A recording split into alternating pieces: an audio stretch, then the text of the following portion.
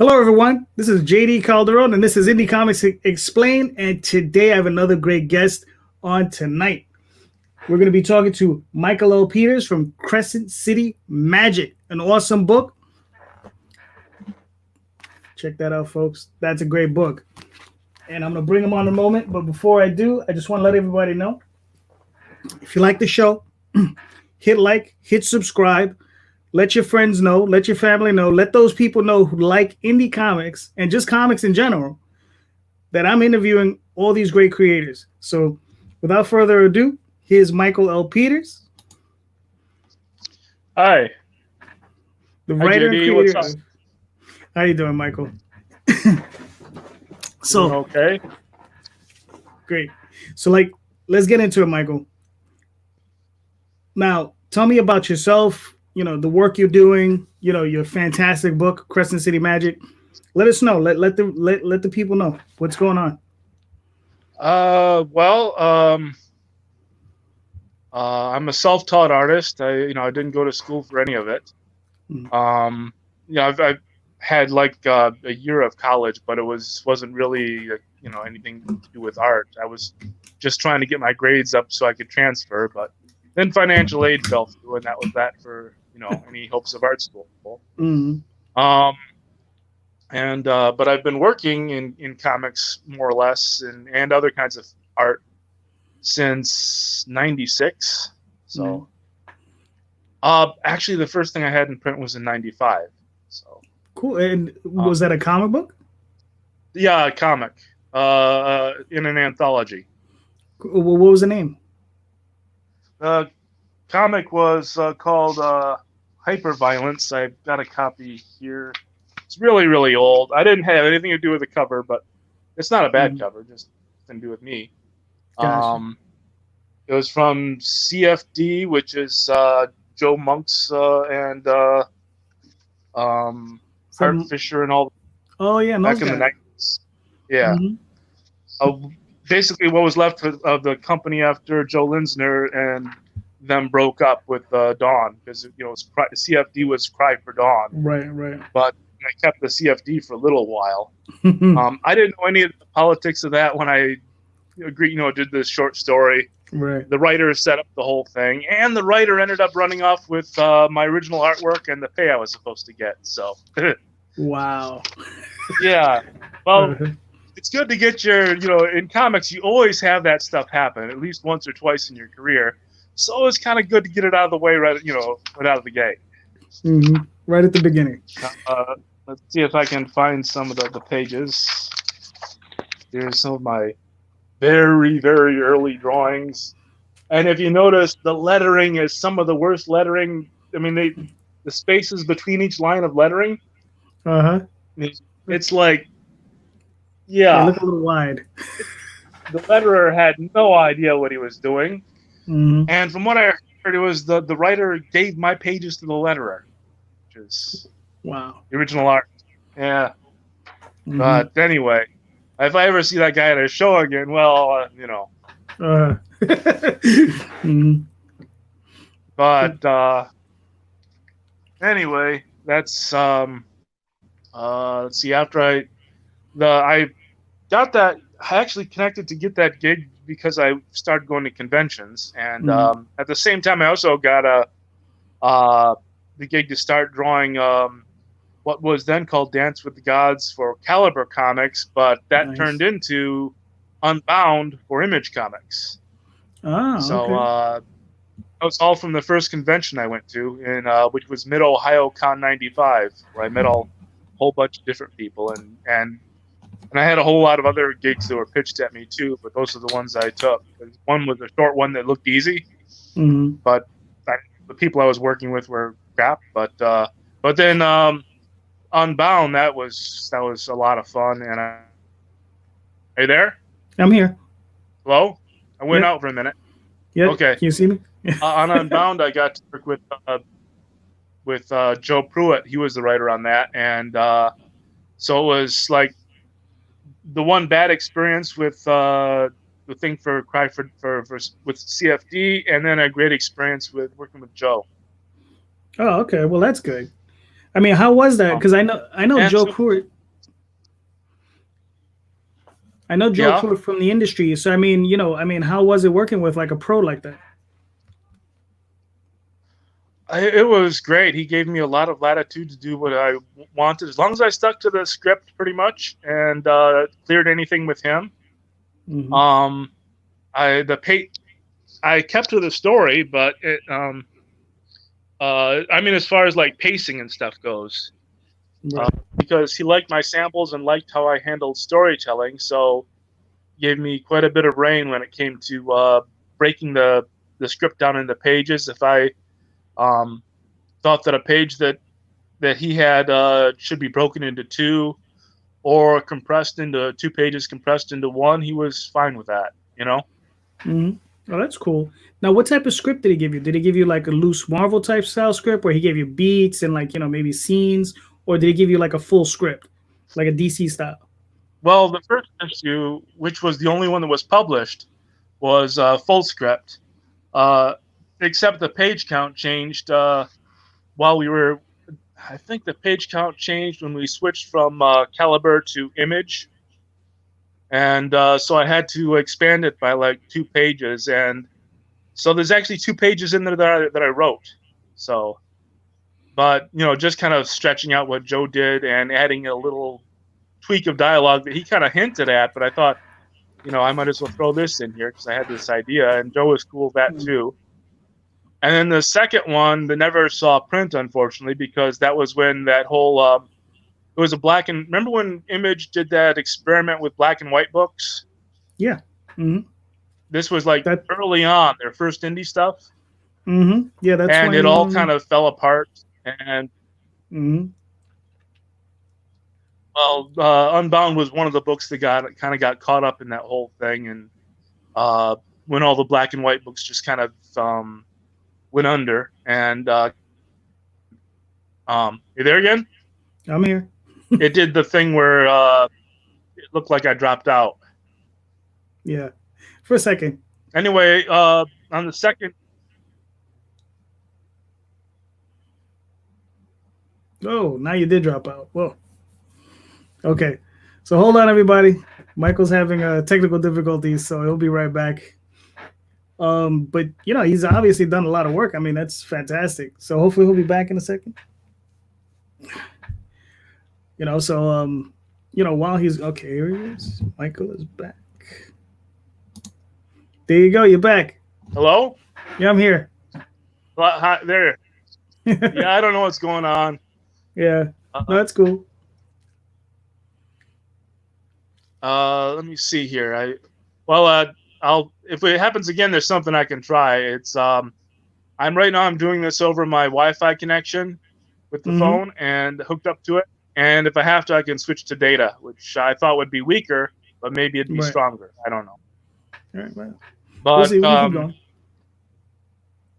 Anyway, I was talking about Unbound. The second issue never saw print, but on that one, we worked pretty much Marvel style. He sent me like a 1.5-page plot, and I drew it from there. I did all these stuff just like I read about in those old articles about people doing things Marvel style, where I wrote all the dialogue and the margins and all that kind of stuff. And this was back when we were still mailing artwork. Let me see if I can get that streak of light out of there. This was back when we were still mailing artwork back and forth, late 90s. It's hard to imagine that we were still doing that recent kind of, but it's a lot better nowadays where you just send files. Yeah, but it's anyway, crazy. Yeah. Joe knew I wanted to write, so it was kind of giving me like letting me write with a net, Oh, that's cool. But like, so that was a lot of fun. Yeah, the lag is crazy. Yeah. No, I said the lag is a little crazy. Yeah. No, I was gonna say that as you can, us from the 90s, it's no longer 10 years ago. It's 25 years ago. So it's been a while. It's like, oh boy. Yeah, it doesn't feel that long, but it is. It No, has been. Yeah, it feels like yesterday almost. But exactly. Fun times, you know. yeah, So I mean, yeah, what and did it's crazy that. I was What were you gonna ask you saying? like what happened after that first issue dropped out? Like, what did you go on to do after that? Were you able to finish it at another company, or you just fell out of that? It pretty much just fell. Joe was working on some stuff. I think he was actually doing some stuff. Maybe he was doing some stuff for Marvel at the time, but Hmm. then he shifted to. Um, anyway, I did an Arthurian comic book for Caliber. After that, Okay. um, they had this book, Legends of Camelot, and they'd have like a story arc that different artists would draw, Hmm. and did an issue of it. Again, this isn't my cover, but Oh, let's see Legend if of I can get it Camelot. where it shows up here instead of in shadow. There you go. That's the whoop. There's the cover, Yeah. and the interior art. Let's see, I'll turn to a couple of pages I really like.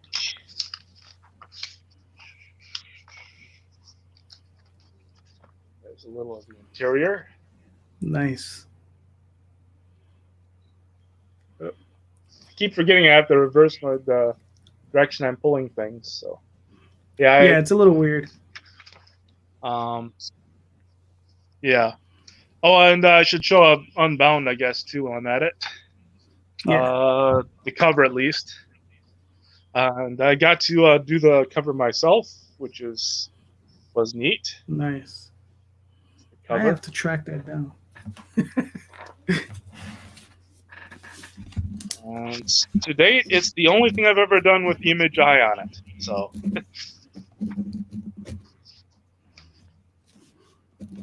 Here's some of the interior.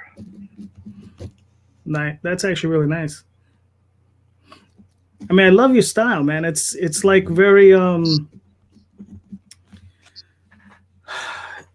it reminds me very old school, like Alex Raymond. You know, it's a beautiful style. You were breaking up really bad. Hold on a second. Oh, Let me see if I can switch to data, and maybe that'll help. all right. Sorry if I disappear for a second. There we go. That's cool. Okay, is it better now, you think? Well, we'll try it. We'll see what happens. You know. Okay. All right. No, I Right now, was I just guess saying. it's I was both like, if I at the same time. But mhm. yeah. Anyway, yeah, Unbound was a lot of fun to do. And then I did that Legends of Camelot, and wasn't long after that I started doing stuff for heavy metal. Oh, cool. What did you do for them? Yeah. Well, I met Kevin Eastman back when he owned it at one of the Wizard Chicago shows, Hmm. and he saw my work. I showed just my whatever I had at the time, samples or something. And Right. no, it was an early comic that I did that I ended up scrapping, but and reusing part of it for Crescent City Magic. But anyway, he told me to pitch stuff to him, and so I did. Mm. Through the mail. But it was with the way heavy metal worked then was everything was done on spec. So it's Right. basically draw the whole story, write it, draw it, letter it, send it in, and if we go yay, you get printed. If we go nay, well, you just you got basically a piece of work that you're gonna have a hard time finding another place for. But Right. it worked out 3 of the 5 times I submitted to them. So Okay, this is that's actually a good ratio. This is in the Garden of the Hesperides, which is the first thing I did for them. Right. That's really nice. Thanks. That's awesome. I was I was trying to just go for a commenting. very nouveau kind of a thing there. Hmm. No, I was just commenting Kind of a that lyric. your style is gorgeous. It reminds me of Alex Raymond. It's a beautiful style. Reminds you of who? Alex Raymond. Oh, Flash Gordon. and Yes. um, Well, more the Rip Kirby. yeah. God, what is it? It's the it's the night. It's the night strip. I keep now I'm forgetting. Now I'm drawing a blank. It's Okay.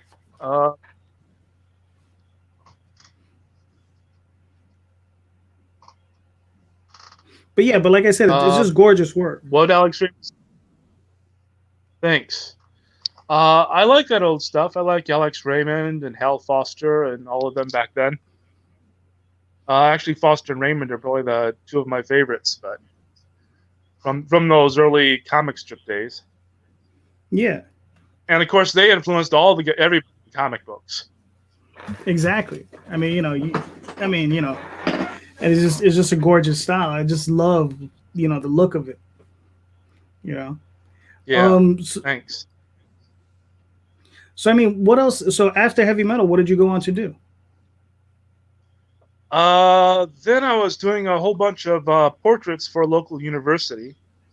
Mm-hmm. I did a little teaching through a local art gallery too. Okay. But the portraits for the university were the main, income thing. Mm-hmm. See if I don't know if I have any of it to show right here, but Right. I did a lot of that, and I did some fantasy art prints to sell at conventions. Mm-hmm. When I'd go to Comic Cons, I'd just bring those and I'd have my table and sell fantasy art prints that I'd make up there, usually mythological themed stuff. Let's see.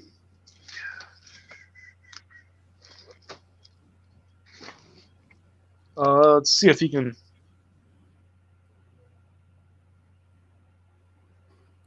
You kind of froze.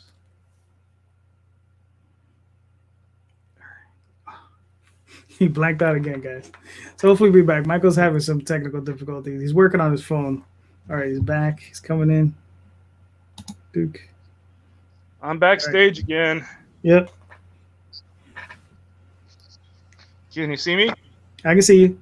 You're there. Sorry about the bad connection. That's all right.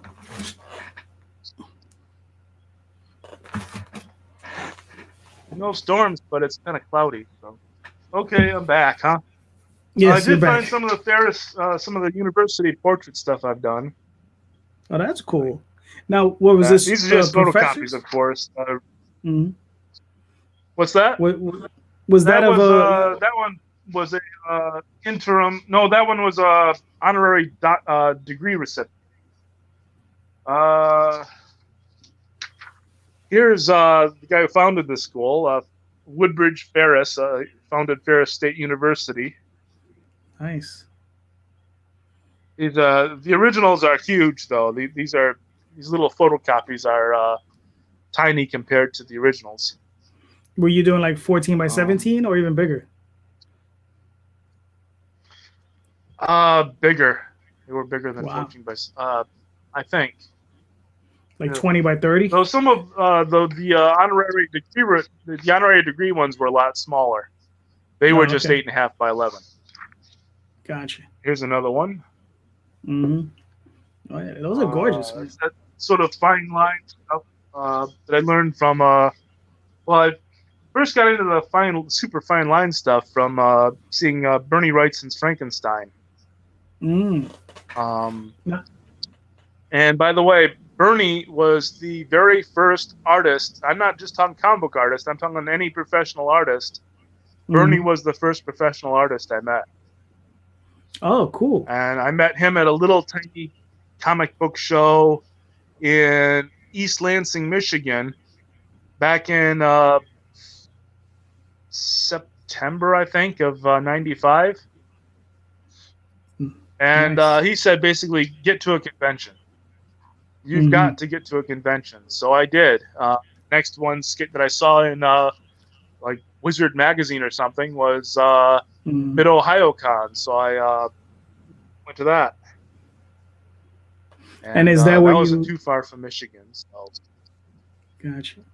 That's where I met Joe Pruitt and also the that writer guy that I did that little short story in the anthology for, who ripped me off. But, Right. so, but also Bernie was there, and so I got to hang out with Bernie a little bit more there. And I met P. Craig Russell there, and Jill Thompson. And you still there? Yeah, I'm here. And you probably wouldn't remember me, but I met Brian Bendis there too. Okay, cool. So it was a pretty big deal. Oh, and David Mack and what's his name? Jeff Smith, is that the name? The guy who did Bone? Yes, Jeff Smith. So I met and I also met some old time really greats from like the comics I grew up on. I like Dick Giordano was there, though he wasn't an editor by this point, so he couldn't like give me work or anything. But he did, yeah, it did kind of make me happy when he looked at my like pretty rough samples back then and said, "Who'd you do these for?" And they were just samples, so it's like nobody, you know. And he didn't say anything scathing, which I guess with those old guys, that's kind of like that's good. Yeah, exactly. Joe Sinnott was there too, and he was really nice. He was perfectly willing to talk about like what tools he was using and you know, like what pen he used and all that kind of stuff, which was for somebody who was just starting out. You know, that kind of stuff is I just ate that up. So, and he was nice looking at my samples. I don't remember anything that he said, anything that either he or Giordano said about, you know, what I need work on or anything like that. But so I guess it wasn't too bad.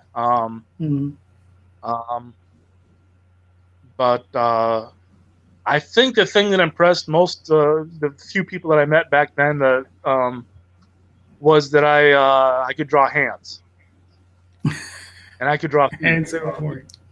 Yes. Hands and feet. Yeah, I didn't go out of my way to hide feet or hands or anything like that. So because I kind of buckled down and I actually had filled my sketchbook with drawings of hands. Some copied from comic books to kind of understand how the best comic book artists did the 3D aspect of, you know, all this kind of stuff. Like Gil Kane was great at that. I've got pages of Gil Kane hands in my old sketchbooks. Cool. But I was also studying like George Bridgman and Andrew Loomis. I had just recently discovered Andrew Loomis's. He's an art teacher. He was an illustrator who wrote these art books. Right. How to draw books back in like the 50s, I think, 40s or 50s. And it was really good. And he was actually a student of George Bridgman, who was an older guy from back in like the 20s and 30s and stuff. I guess along with Andrew Loomis, Norman Rockwell was a student of George Bridgman's, attending Bridgman's life drawing classes.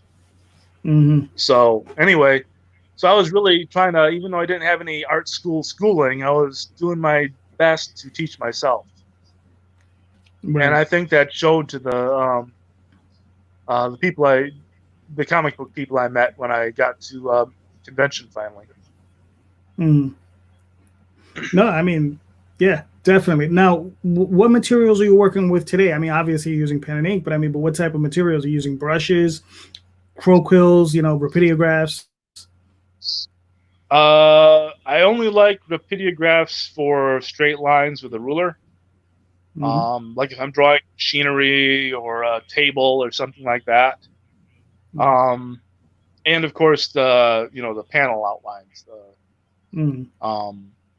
But let's see. Got some pens right here. Hunk 99. That's my favorite pen tip. Nice. In the bigger calligraphy style holder. So. Now let me ask you a question.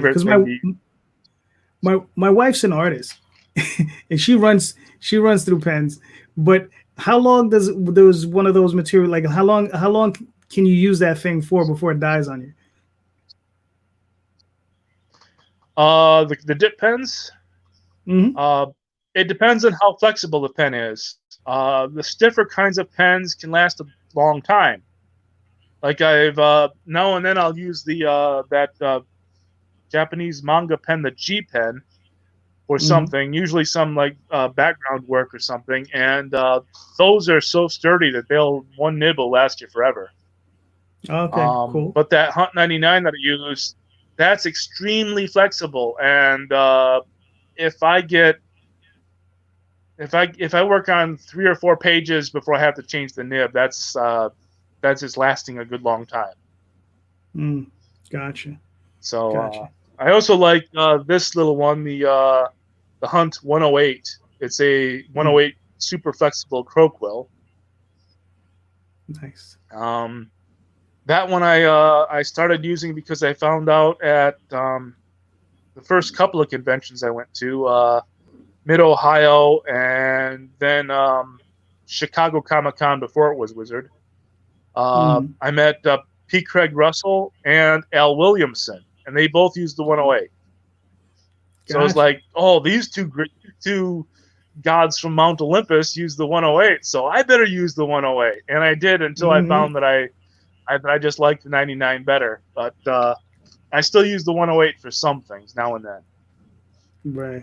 When I want to get fine and do like crosshatch or something, then I'll use the 108. But 90% of the time I'm using the Hunt 99. But and I'm not real rigid with it, though. I'll use whatever works, and I like to play around with different pen tips sometimes. Cool. I also do some brush, quite a bit of brush lately. And I just discovered this sort of brush pen. It's made by Pentel. It's really, really cool. Before that, until recently, I was mostly using either Winsor Newton Series 7 or those Raphael brushes that are kind of similar, the Sable brushes. But these Pentel synthetic things are really nice. I was shocked. I saw, I think it was Walden Wong demonstrating them on YouTube in one of his videos. He's an inker for Marvel and DC and other places. And he was getting some really nice lines out of it. And his style is completely different than mine, but he was getting some really nice lines out of it. And I thought, damn, that looks pretty good. And I can get lines out of it that are similar to what I can get with the Winsor Newton Series 7. And it's like a third or a quarter of the price, so what the heck, Exactly. And art supplies are just so darn expensive. Yeah, especially those Winsor Newton Series 7s. Those are super expensive. But anyway, let's see. Lately I've been doing a lot of just pen and ink work to sell, and stuff like this, Beauty and the Beast. Nice. Yeah, that's gorgeous. Thanks. And that was a combination of the 99 and the 108. I used both of those pens on that. I don't think I used any brush on that except maybe filling in big black areas. But but every now and then I really get into using brush, especially when I'm trying to give something that early 70s Wrightson look, if I can, which is hard look for me to pull off. It's not really my wheelhouse, but every now and then I want to do that. And then I break out the brush because that's what he was using back then. Gotcha. My natural style that I gravitate towards is more closer to like his Frankenstein illustrations. And I can't when I'm talking about influences, I can't leave out Barry Windsor Smith because he's probably my biggest influence. In fact, some of my early work was almost embarrassingly like just me trying to be Barry Windsor Smith. But I've kind of grown into my own whatever Mhm. since then, by just cobbling together billions of influences and still sometimes people say that looks just like Barry Windsor Smith, but yeah, that's okay. I know it's a mixture of everything I've seen, Barry and Mhm. Bernie, and Mhm. old time illustrators that I really like, which of course they just feed back into the Barry and Bernie influences because that's what their influences were. Right. Stuff like the pre-Raphaelite painters and Franklin Booth, and Mhm. I can just rattle off old time artist names as much as you want, but I probably No, could no, it's sing it. no, it's cool. I mean, but listen, if you're gonna be compared to anybody, P. Craig Russell or Barry Windsor Smith, those are not bad people to be compared to, you know, Or Bernie Wrightson, yeah, or Bernie Wrightson, exactly. yeah, So let me ask you about Crescent City Magic. Like, what got you into sure. doing that? Like, what got you into doing your own stuff? Like, why did you want to move into, instead of working for other people, say, oh, let me do my own thing. Well, I always wanted to do my own thing, and Mm-hmm. my idea was I was going to do stuff for other people to build up a name so I could do my own thing. Mm-hmm. But the late 90s and even into the aughts and stuff was just such a turbulent time where what little work you could get was sort of catch as catch can, especially if you didn't fit any of the molds, like if you weren't a Jim Lee clone or something like that. Even if people said, I mean, I don't know how many times I had editors at like Marvel and DC and Dark Horse say, we like it, but we don't know how to use you. Right. And so when I left to my own devices, I just followed my own devices and did what I wanted to do. Mm-hmm. And sometimes that worked with like heavy metal. And I just figured, instead of this idea of wait until I've built a name and then do what I really want to do, I thought, Mm-hmm. well, that's an old model that doesn't really work anymore. So just do what you want to do and hope you can find an audience for it. Mm-hmm. And so I started doing Crescent City Magic in between other work. I've done a whole lot of paying work that wasn't comics. There was this fanzine, sort of a fanzine prozine because they paid me. Mm-hmm. Right. Um, REH Two Gun Rockin' Tour, which was Robert E. Howard stuff, Conan Okay. and Solomon Kane and Brad McMorn. And I did a Mm-hmm. lot of stuff for them, covers, interior portfolios illustrating Robert E. Howard stories. Enough Nice. so that, like I know Marvel has Conan now, but I'm not Mm-hmm. really. I don't really care if I ever draw the Conan comic book because I've already drawn enough Conan to satisfy that itch. Gotcha. So even though I grew up reading Conan, it's like okay, I've sort of been there, done that. Now I wouldn't turn down the money, of course, but Right. um, it's not something I'm pursuing. I'm not Mm-hmm. bugging Marvel to try to get a Conan gig, especially now that he's like whatever they're doing where they're mixing him in with like the Avengers and stuff. That's like just crazy, Right. but you know. Uh-huh. Let's see if I can find one of the Robert E. Howard things I did. I've still got some of the original paintings and things. Nice. I guess it's kind of buried.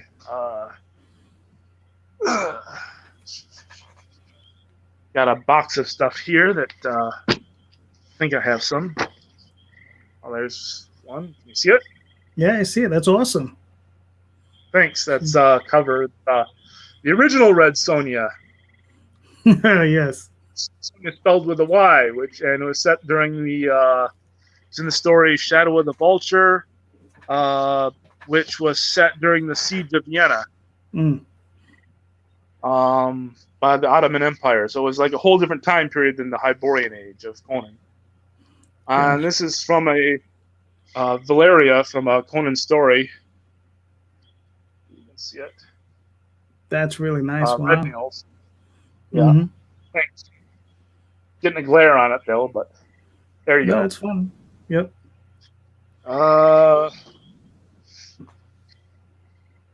Turlo O'Brien. Wow. Let's see. I've got other stuff. I did some black and white things in there too. Here's Conan from Rogues in the House. The interiors are Mhm. black and white. Oh yeah, I mean that's really nice. Thanks. I did a whole bunch of portfolios. Um, I did one for Rogues in the House, one for Beyond the Black River. Let's see what else. I did a bunch of Brand McMorton stuff. Mhm. See if I can find it. I've got a cover I did with Brand McMorton that I'm really proud of how it turned out. Ah, here it is.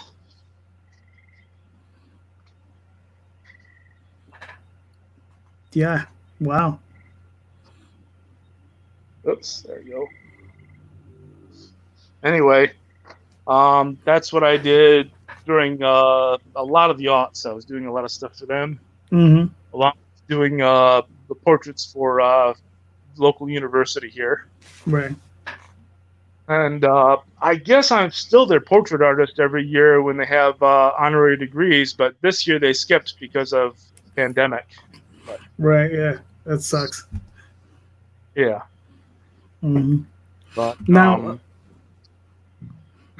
are you doing any other like fantasy type work? I mean, have you ever worked for like role playing games, that sort of thing? Because I mean, it really looks like something that would fit in with any RPG.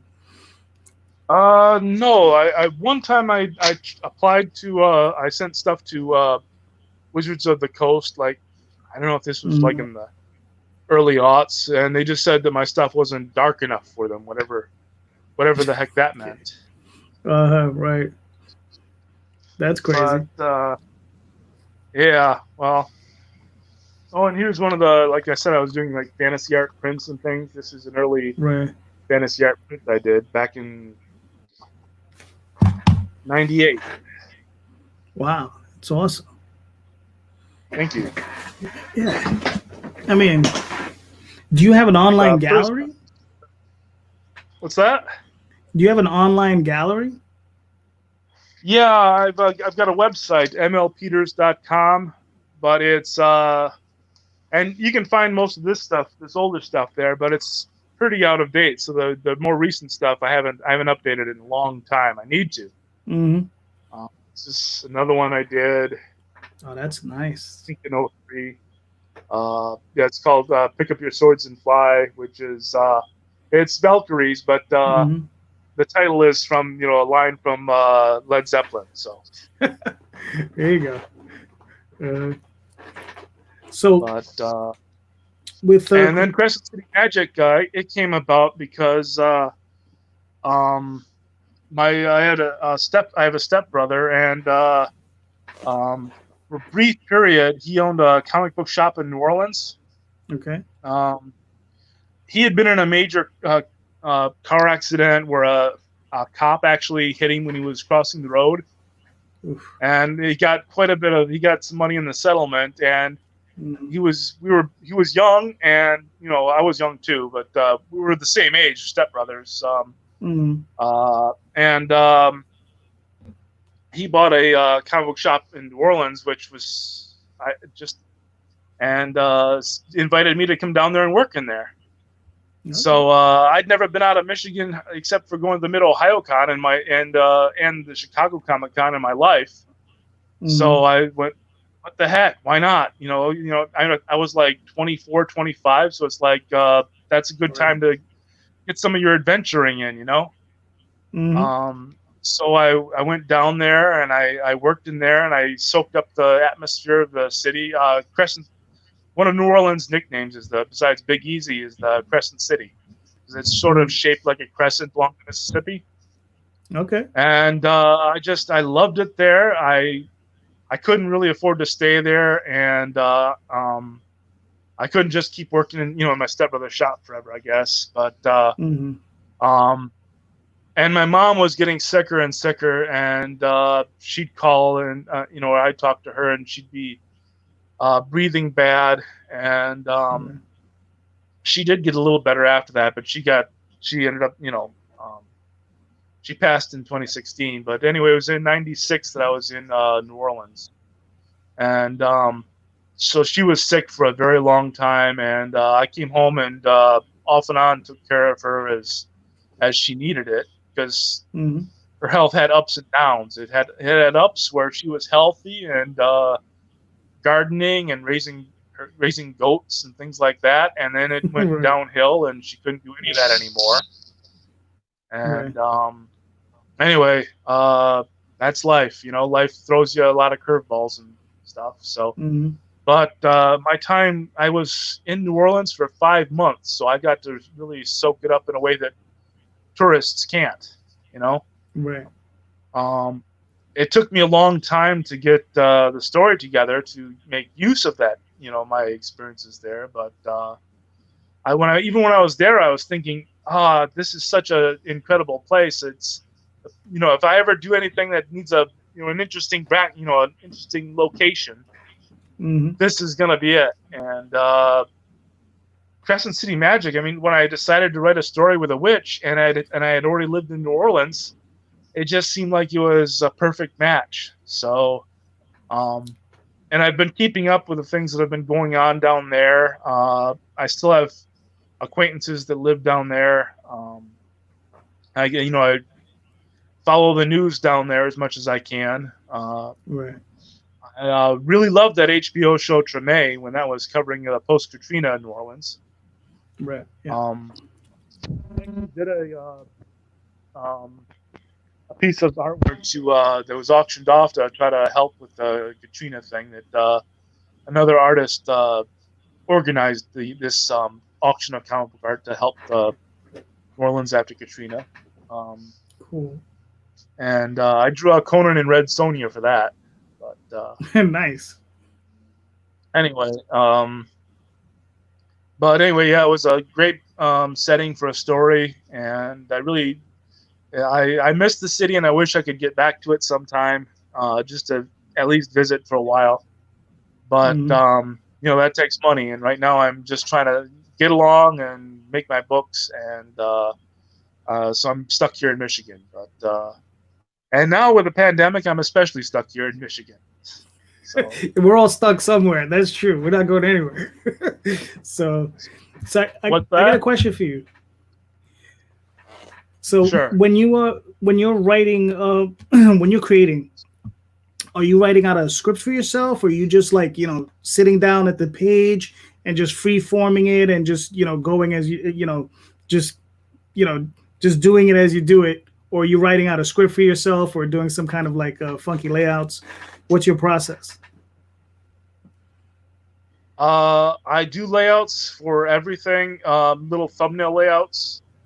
Where I might be able to fit 4 pages on in rough form on like a sheet of copy paper, so like little tiny layouts of squiggly things and panels that only I could decipher. I often, while I'm doing that, I think of script dialogue and things, and I write that down too. Before I do the layouts, I do plot things out in just writing in a notepad, writing out like a plot outline. Right. But if inspiration takes me away from the outline that I've written, I follow the inspiration and try to make it work. So sometimes the stories get away from me and end up being a lot different than what I planned. But I do have a plan. So it's sort of like I don't know, right? If the outline is more like a net, so I don't have to follow it if I come up with something better. And sometimes I think of stuff that's like once I think of it for the story, it has to go in there. And sometimes it's like, oh crap, that changes the whole thing, so I've got to think up a different ending. But oh well, The first book there, that one I took a long time writing, and that one I pretty much followed the outline. It didn't deviate from the outline hardly at all. So, but the second one, when I was only about a third into drawing it, my mom got sick and died, and my whole outlook on life kind of shifted a lot. Right. So that took the story in a different direction. What was going to be a little fun story that was going to be kind of a lark, just telling Julia's origin and this little sort of, it was going to be kind of light and fun. And it suddenly Mhm. got pretty darn heavy. And what was going to be like a 60-page story is now 135 pages. So, Right. but Yeah. I'm actually inking the final page right now. So, or at least it Wow. was, before we got on this chat here. So, Gotcha. Now I know you released the first volume. You're yeah, looking to release the second volume. Now, yeah. how many more volumes are you looking to do before you complete this story, or you at least bring it to a conclusion that you'll be satisfied with? Um, I'm not 100% certain, but I think four Mhm. or yeah, four probably. Okay. If I find if there's like, and I'm self-publishing now, but if a publisher were to step forward and say, "Hey, we'd like to get behind you here," Hmm. and that way you can focus on it and not have to work on it in between paying gigs, um, I probably would. Hey there. Yeah, I'm here. I'm here. I think I dropped out for a second. Yeah, for a little bit. Uh, if I found a publisher or something, and if they wanted me to keep going, um, I could probably keep it going for 6 or 7 books. But I think right now, Mhm. if I don't add any other material into it, if I just kept going with the big mega story and uh, didn't go on any side routes or anything, it'd Mhm. probably be about 4. Gotcha.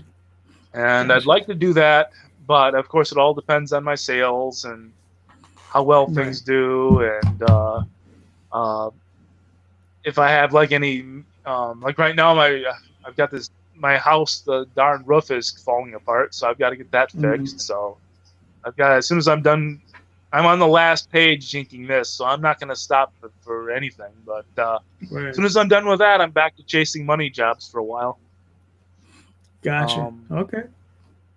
yep. Now, what And what are, what is money jobs for you? Is it like you're doing commissions for private individuals, or you actually doing like illustration work for magazines? What does that mean? uh, I right now I'm doing some book illustration, Mm.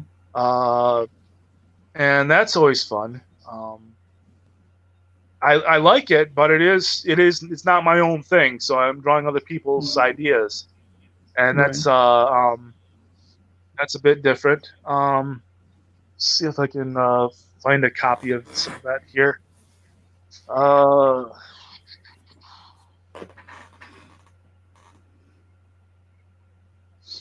uh, I'll let it. I'll anyway, I can't find it. Not No, without that's fine. spending. I should have gathered it up beforehand, but um, anyway, I'm doing some book illustration, and Mm. I'm also drawing a lot of just stuff, that pen and ink stuff that I just put up on online. And usually, I'm not talking like eBay or anything. I'm just posting it up on Facebook, and I usually sell it pretty quick. So Mm. um, I do some of that too, and I plan to keep doing more of that. That's what like that Beauty and the Beast was, Right.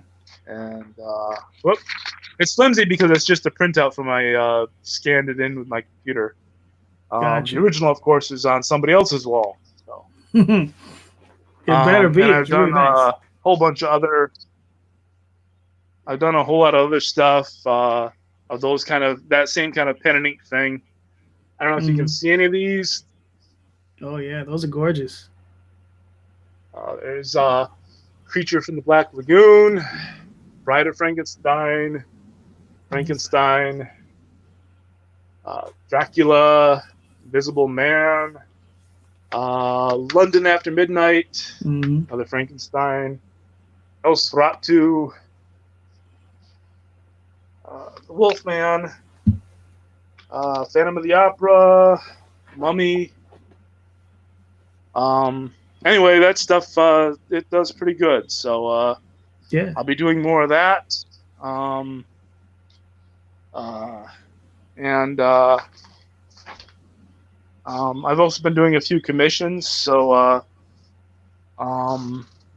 I do a lot of commissions actually, but I've done just those similar to those. Those have inspired some commissions lately. Right. So I've just more stuff along the same line. But No, I mean, yeah. but I've done a lot of other kind of commissions too. Like I mean, I've never done work for like Marvel or DC, but I've done my share of Batman and Avengers and stuff like and Thor and things like that. Right. So like I said, it's sort of like with the Conan. If those companies never ask me to draw their superheroes, I've kind of scratched that itch already. So as far as the fan me goes, I don't really have the it's not like that, like it's one of my life's ambitions to draw those characters now, because I've already done it sort of just for private commissions, just for other fans to have on their wall. So no, if they came calling and said, hey, we'll pay you a whole bunch of money to do a run on this comic or that comic, I'd say I'd have to think about that kind of money, if I sock it away, could pay for me to do like another book or two of Crescent City Magic. So I wouldn't say no. But I got you. All right. And I've got some ideas. I mean, I like the characters. I have occasionally a plot idea for their characters pops into my head, but sometimes it's like, too bad I can't use it, but oh well. Well, that segues into some of these questions. We're coming close to the end of this, so we're have some of these goofy questions I like to ask, and that segues right into it. Into one of my favorite questions is, if you had the golden ticket and they called you up to one of the big companies, doesn't matter, Marvel, DC, could be any other place, and they said, yeah, Michael, pick whatever you want, do it however you want to do it. Budget is unlimited. They'll pay you out the moon. What's the project you would choose to do? Like what project, character, group, whatever. What would you do?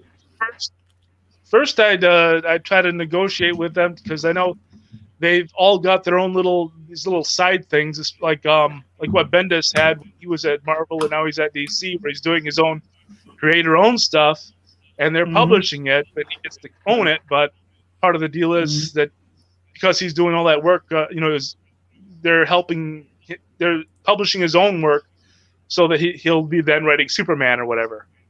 So I try to work out a deal like that, so I could do my own stuff too. Keep doing that.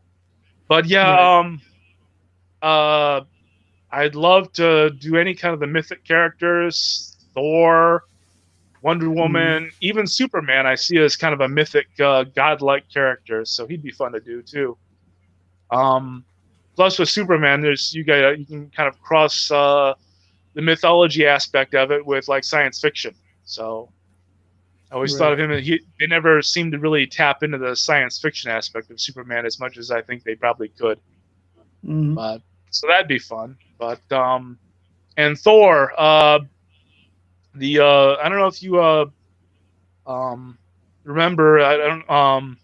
Back in the 70s, there was a run on Thor with John Buscema and Tom Palmer inking him, where they did like the death of Balder and how that sets up Ragnarok, and that stuff.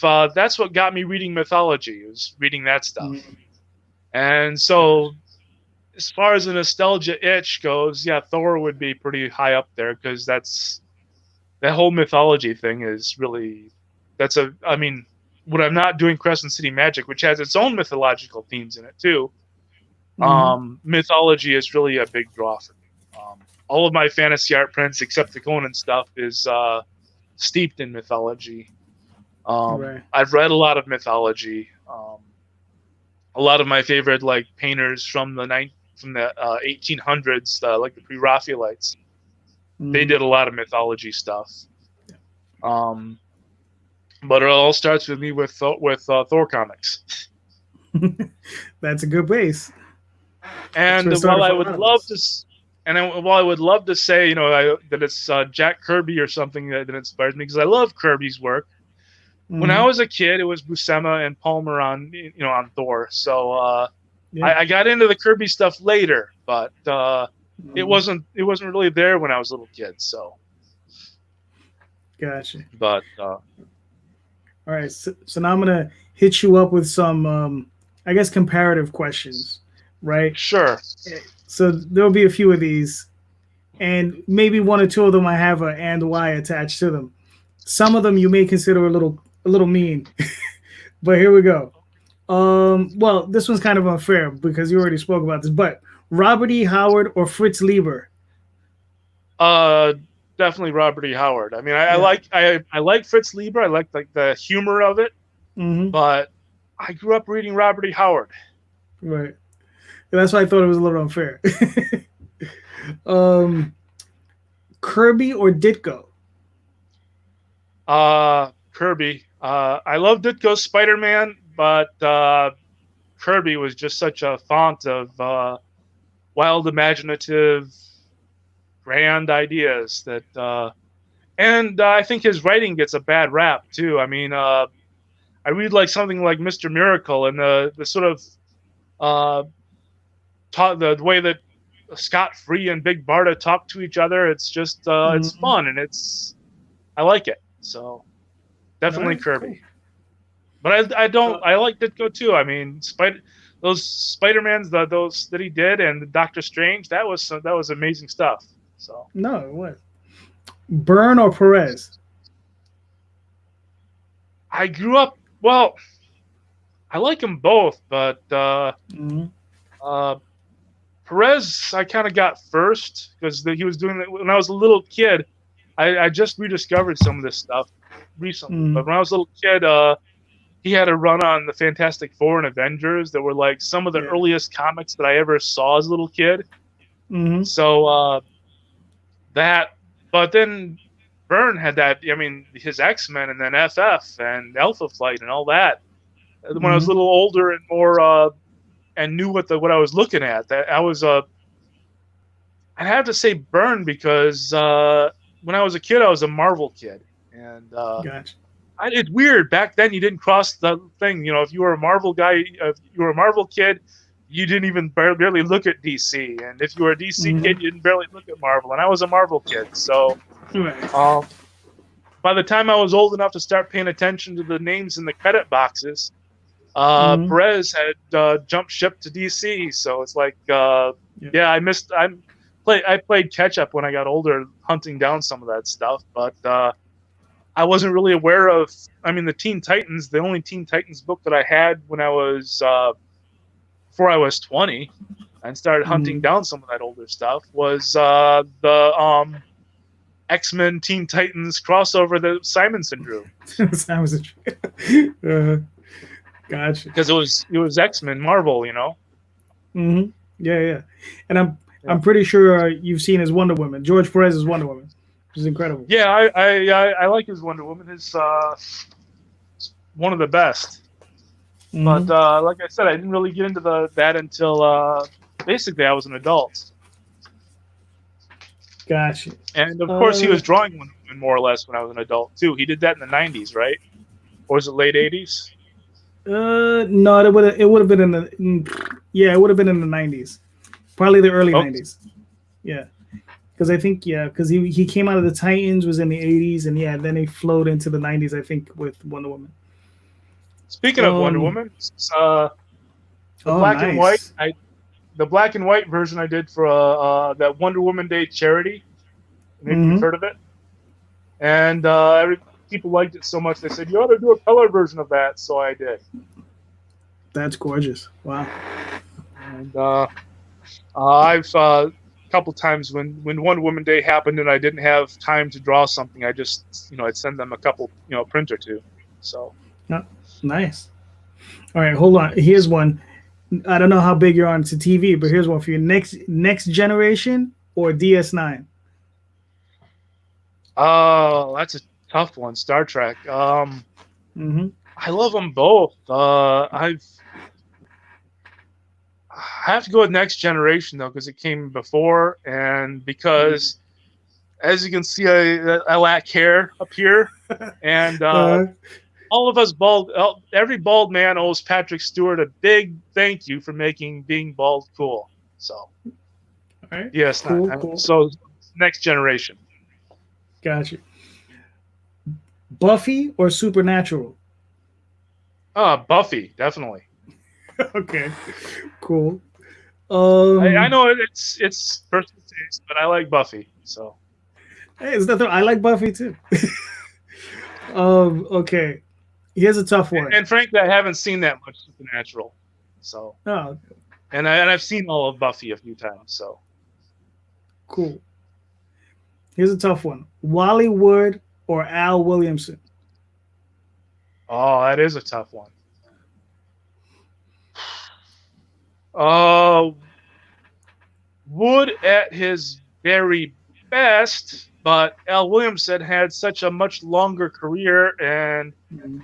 so much stuff that I really like. It's like, and at his best, I mean that story that there's this one sort of there's one story that he did with Archie Goodwin and that was running Epic Illustrated is just was just like amazing. So I guess Al Williamson. Plus, I've met Al Williamson and I never met Wally Wood. So Wally Wood died when I was still a kid. I think about when I was 12 or so.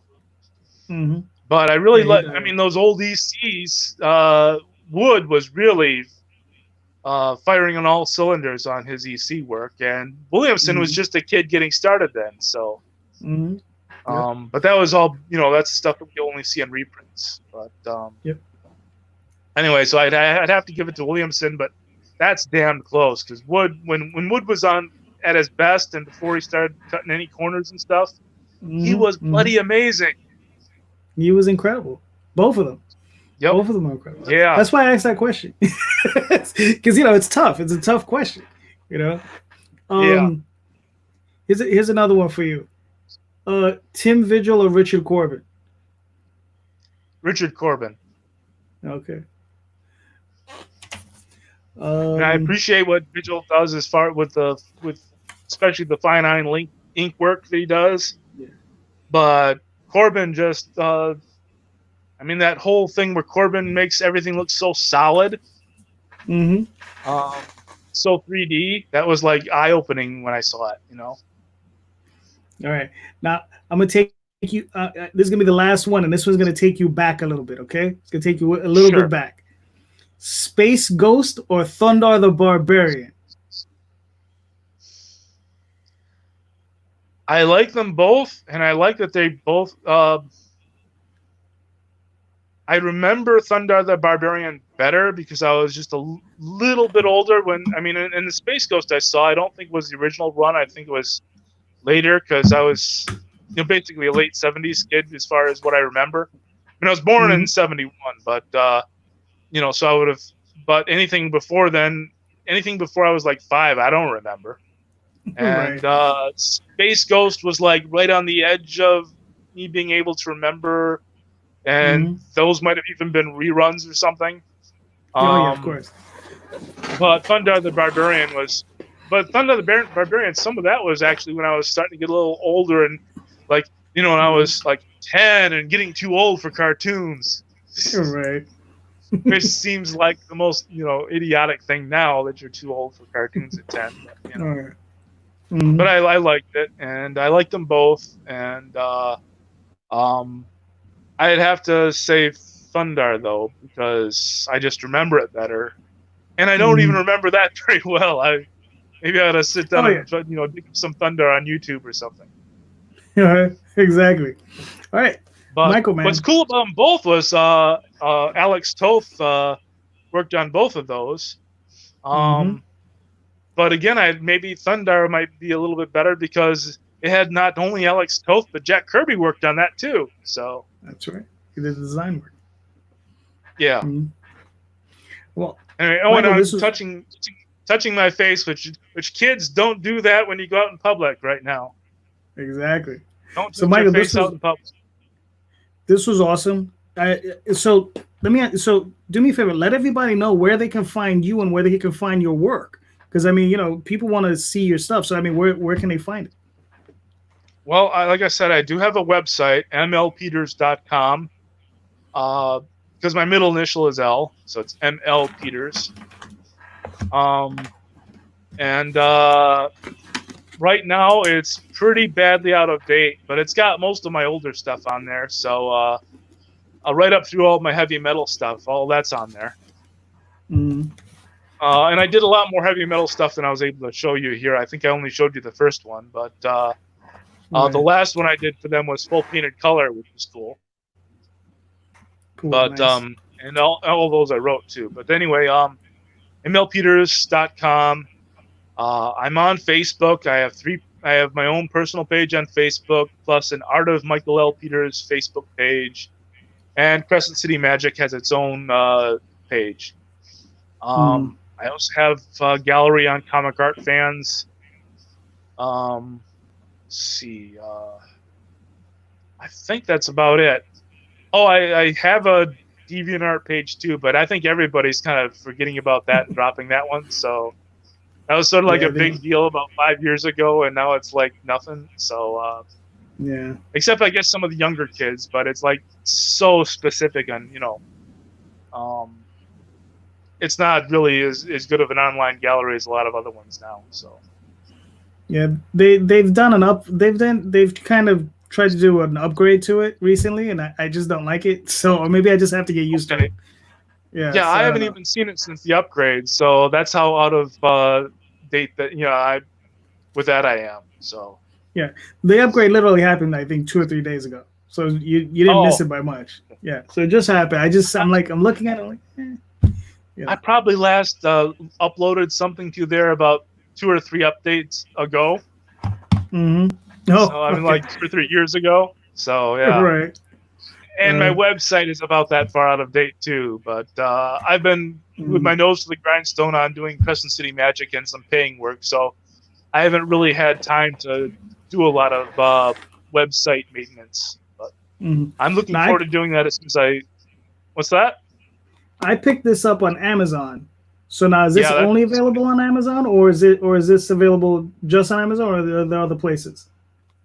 I've seen people can't get it through Barnes and Noble and other book things but on Amazon I self-published it through Amazon when they still had Crate Mm-hmm. Space, and I don't know what they're going to do now that they've kind of merged that with their other self-publishing. I forget what they call it now. I think they just call it's just part of that KDP thing. Yeah. Yeah. But probably if people get it through Amazon, I get that bigger chunk of the percentage of it. So because each time it goes out through to somebody else like Barnes and Noble, the chunk that I get back to me gets smaller. So Gotcha. So there you go, guys. Get it through Amazon. Now, one more question: when do you expect Volume 2 to drop? I still have to do a final polish on the script and letter it and do a cover painting, which I plan to do over this summer. And I'm really hoping I can have it for Halloween because, I mean, the main character, Julia, is a witch. It's in New Orleans. Halloween sounds like a really good time for anything supernatural like that to debut. So that's my. Awesome. Cool. I mean, like I said, You still incredible there? book. It I'm still blinked here. out for a second. Yeah. So Okay. yeah, that's an incredible book. Crescent City Magic. Like I said, I got volume 1 myself. Great book. Looking forward to volume 2. Looking forward to 3 and 4. It'll be a while, but I'm looking forward to those. And I mean, so everybody go out, Amazon.com, look up Michael Peters. Michael, if you want to say any last words for the fans?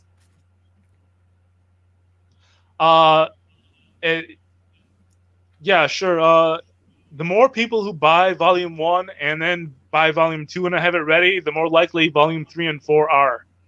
And I really want to draw those because I do have the rough plot outline for those all ready. And there's certain scenes in there that visually I already have down in my head, and even some parts of it are scripted. I just did, but I really want to get to drawing that stuff, but I've got to pay the bills too. So if you can, if I can make Crescent City Magic start paying its own way a little better, then I can focus on it more. And I'm not in this to get rich, so I would rather focus on stuff I care about like that than I would chasing money. But you gotta do what you gotta do sometimes. But do what you gotta do. It's the life of Indy. Yep. Indy. Yep. Right. Yep.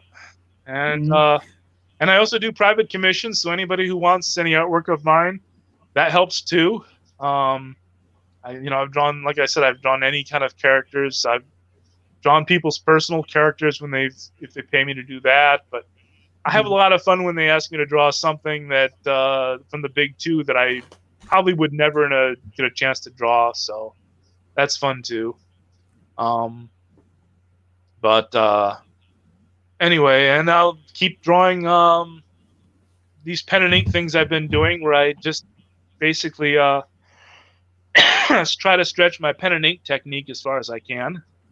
And that's really fun, where I just kind of like try to put myself in the mindset of like illustrators from back in anywhere from the 20s to the 40s, the old-timey pen and ink stuff. And yeah, that's really fun. Especially when I'm like those monsters that I showed you, where I'm doing my people don't do pen and ink like that anymore, or at least not very many people. I do it. Gary Gianni does stuff kind of similar with the pen and ink. Right. A few other people do, but they're often switching to like modern tools like microns or something, which I don't really like anything like that. I mean, it's such a dead line. It's got no life to it. Microns to me feel like that's like that's the start of the death knell of inking. But but that's just my opinion, because I like I like ink that you have to dip the pen in the ink well, and yes, there's more mistakes that happen with it, where the pen just suddenly decides, all over the page when it wants to now and then. But it's worth it, I think. But I've seen you work. I don't pretend to be sane, so I've seen it'd you probably work. be smarter and saner to use microns or whatever. But yeah, but no, listen, it's worth it. Like I said, your work is gorgeous, and I mean, it's well worth it. Thank you. So guys, thank you so much for being with us. Like I said earlier, hit like, hit subscribe. You guys have a great night. I'll be talking to you all soon, and I will be and hopefully somewhere around Halloween, when this book is about to come out, we'll bring Mike back and we'll celebrate that.